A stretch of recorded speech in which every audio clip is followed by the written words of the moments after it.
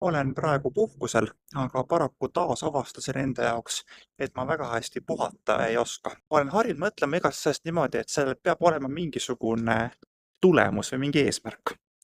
Ja puhkamises võiks ju ka mõelda niimoodi, et puhkamise tulemus või eesmärk on siis see, et ma taastan oma jõuvarud või midagi sarnast.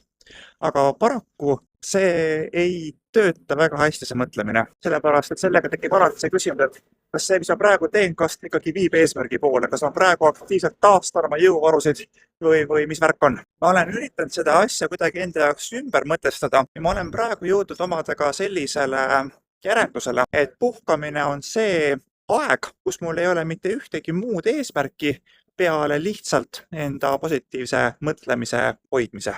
Tööl või mitte puhates. Mul on peale oma hea mõtlemise hoidmise veel mingeid eesmärke. Midagi on vaja saavutada või ära teha, aga puhkamine on aeg, kus lihtsalt oma heade mõtete hoidmine ongi see eesmärk ja peale selle mitte midagi muud rohkemat saavutada pole vaja. Praegu tundub, et see uus lähenemine töötab paremini kui eelmine.